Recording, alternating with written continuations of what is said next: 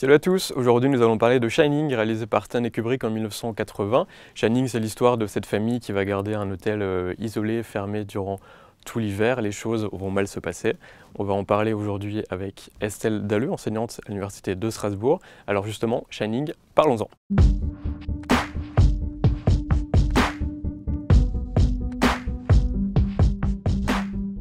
Bonjour Estelle Dalleux.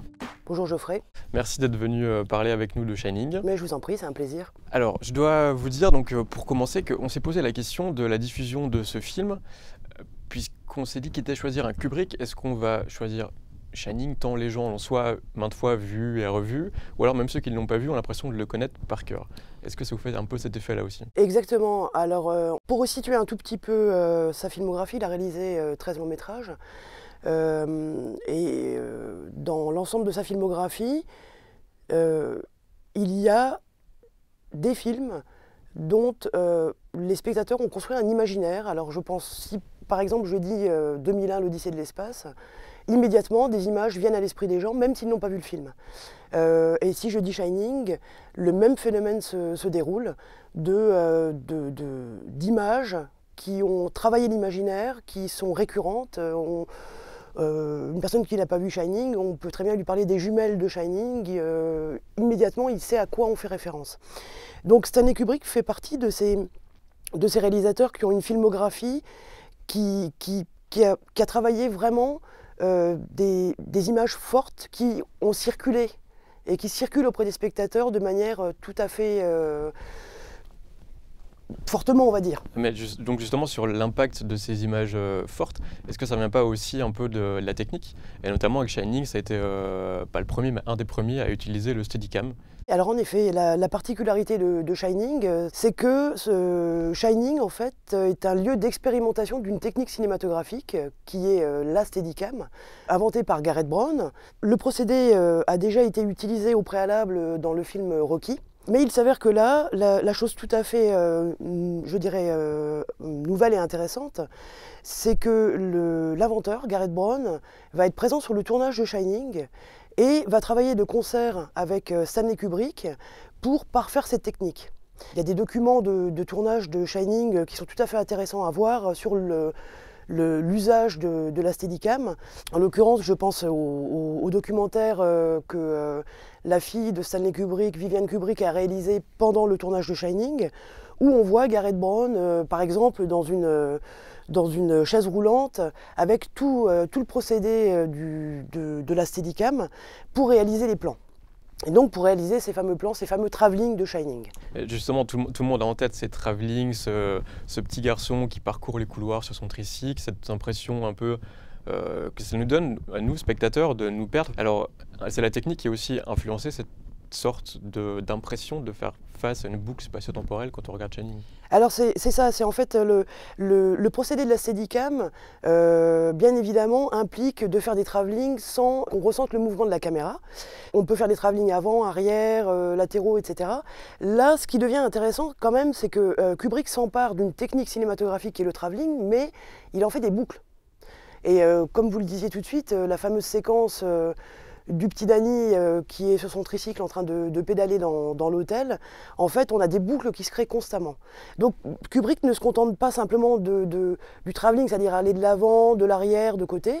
À partir de ce mouvement de caméra, il en crée des boucles.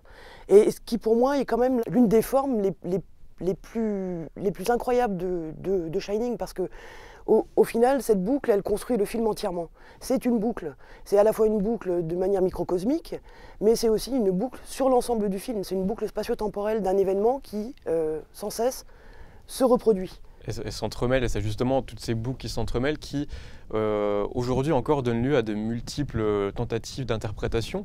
On peut voir des tonnes de théories là-dessus, et notamment je pense au documentaire donc Room 237, que vous pouvez voir facilement sur YouTube si vous avez vu Shining, parce qu'il y a beaucoup de spoils.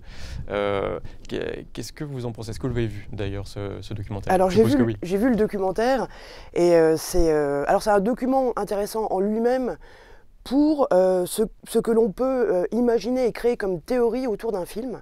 Parce qu'évidemment, Shining est un film qui fait énormément parler. Alors il y a des anecdotes autour de ça. On dit par exemple que Kubrick aurait tourné pour la NASA des images de l'alunissage. Ouais.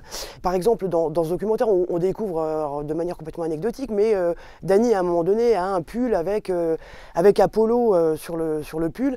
Alors voilà, clin d'œil, et ça serait un clin d'œil, paraît-il, au fait que Kubrick ait tourné des images pour la NASA. Alors bon, ça fait partie du mythe.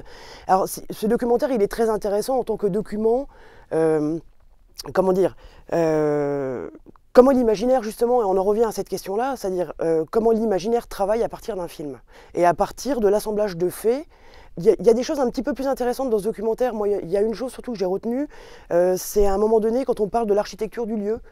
C'est-à-dire que finalement, il y a tout un passage du documentaire qui parle justement de cet assemblage complètement, en fait, déstructuré. Oui, parce que le film a lieu dans un hôtel et il y a des gens qui ont fait des plans de cet hôtel justement pour essayer de comprendre un peu comment est agencé l'hôtel. Voilà, exactement, comment l'architecture est agencée, et apparemment il y a des pièces qui ne peuvent pas exister dans le film, qui ne peuvent pas se présenter. Des incohérences. Ouais. Voilà, il y aurait des incohérences architecturales. Alors ça, c'est très intéressant, voilà, mais c'est très anecdotique.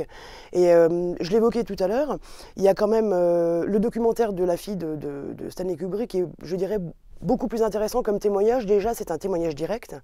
Et ça nous permet aussi de voir le travail actoral, technique, et aussi les acteurs, la relation aussi des gens entre eux au moment du tournage. Et donc là, il y a quelque chose de plus direct quand même et de moins loufoque au niveau des interprétations et des théories qu'on peut avoir autour d'un film. Alors, beaucoup de choses à dire sur Shining, c'est peut-être un peu compliqué ce que je vous demandais, mais pourquoi, en une phrase, est-ce qu'il faut aller voir ou revoir Shining ? Il faut voir Shining, de toute façon, parce que c'est un film qui déploie une esthétique extraordinaire, où on peut puiser des éléments de technique cinématographique. C'est aussi parce que ce film, pour moi, a eu et a une influence toujours très forte. Moi, j'y vois des influences chez d'autres réalisateurs, et en l'occurrence chez David Lynch. Je ne peux pas m'empêcher de voir des liens. Il s'avère qu'il y a quelques années, David Lynch fait la décoration d'un club, le Club Silencio à Paris, et qu'est-ce qu'il fait ? Il fait une entrée entièrement dorée, exactement dorée comme les murs de la Golden Room de Shining. Donc on a des ponts, en fait, esthétiques aujourd'hui, et évidemment Shining a eu une terrible influence, pas que chez Lynch, chez d'autres réalisateurs, on ne va pas les citer tous parce que ça ferait beaucoup trop. C'est un film et un réalisateur qui compte dans l'histoire du cinéma. Cette capacité à créer des icônes, des images qui travaillent constamment l'imaginaire des spectateurs. Alors justement, pour témoigner de tout ça, vous avez choisi pour conclure un extrait avec Shelley Duvall. Alors oui, justement, j'ai voulu un peu rompre les images qu'on a tous en tête de Shining. Là, j'ai choisi Shelley Duvall parce que Shelley Duvall, alors c'est un petit peu l'actrice oubliée du tournage, je trouve. Déjà, elle a beaucoup souffert sur le tournage, alors que bizarrement, c'est une actrice qui vient d'avoir un prix d'interprétation féminine, je dirais 3 ans avant au Festival de Cannes pour 3 femmes de Robert Altman. Et on voit Shelley Duvall à un moment, c'est vers la fin du film, où c'est à son tour d'entrer en connexion avec, j'allais dire, les fantômes, l'autre époque de l'hôtel, et avec une figure horrifique de cet hôtel. À un moment donné, on voit apparaître cet homme cochon, et j'avais envie d'avoir une image un petit peu choquante, un petit peu choc. Alors pas simplement pour du choc gratuit, simplement parce que je pense que ce sont des images aujourd'hui qu'on ne peut plus montrer et qu'on ne montre plus. Et voilà aussi pourquoi je crois qu'il faut voir Shining, parce que Stanley Kubrick ose des images qui ont une puissance émotive dont je pense aujourd'hui qu'on ne peut plus montrer ce type d'image. Merci beaucoup, Estelle Dalleux. Je vous en prie. On se retrouve donc le mardi 6 février pour la projection de Shining. Ce sera à 20 h dans l'amphi numéro 3 de l'Institut Lebel. Salut!